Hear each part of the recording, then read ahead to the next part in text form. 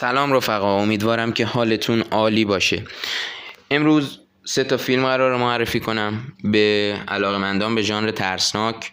من خودم زیاد طرفدار این ژانر نیستم، ولی خب بعضیا دوست دارم، پس من معرفیش میکنم بهتون.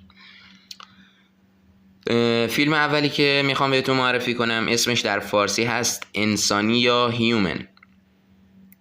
سال ساختش 2024 میلادی و امتیازش در IMDb 5.3 دوبلش رو اطلاعی ندارم، اما زیرنویسش موجوده، نسخه بدون سانسورش هم موجوده. کشور سازندش کاناداست و رده سنی که این فیلم بهشون پیشنهاد میشه رده سنی بالای 17 ساله.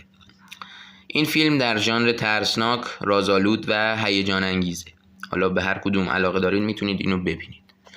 داستان فیلم از چه قراره؟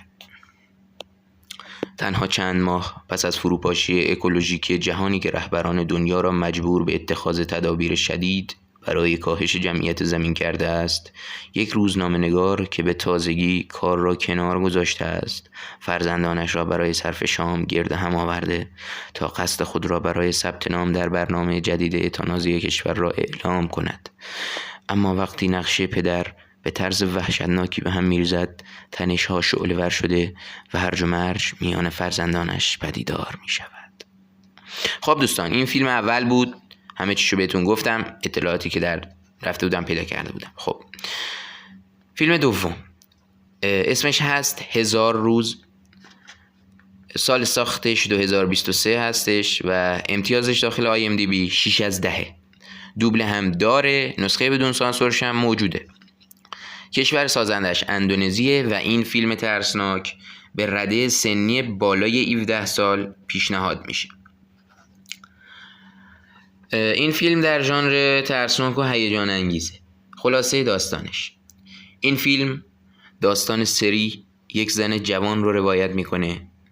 سری پیشنهاد شغلی منحصر به فردی رو قبول میکنه و وظیفش اینه که برای دختری به نام دل آتمجو که از 1000 روز تنهایی رنج میبره مراسم پاکسازی رو انجام بده. من خودم از این فیلم خوشم اومده، یعنی داستانش رو حال کردم. همین بخش کوچیکی که بود دوست دارم احتمالاً برم همینو ببینم. خب این فیلمم معرفی شد، اگر علاقه دارید میتونید برید ببینید. و فیلم آخر و فیلم سوم باشه، به فارسی هست کلاورفیلد که به انگلیسیش هم دقیقا همونه، ولی حالا با حروف انگلیسی فرقی نمیکنه. سال ساختش 2008 میلادی و امتیازش در IMDb 7/10. دوبلش رو اطلاعی ندارم، اما زیرنویسش موجوده، نسخه بدون سانسورش هم موجوده. کشور سازنده این فیلم هم آمریکاست.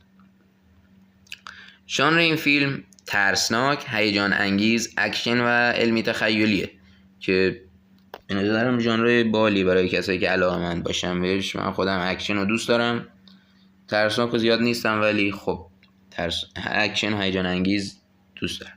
شما هم اگه علاقه دارید میتونید برید این فیلم رو ببینید. حالا داستان فیلم چیه؟ این فیلم داستانش اینه که روزی گروهی از دوستان در جریان یک حمله هیولا در خیابان‌های نیویورک در یک مأموریت شرکت میکنن و این فیلم روایتگر اتفاقاتیه که برای اونا در طی اون مأموریت رخ میده. دوستان این هم فیلم آخری بود.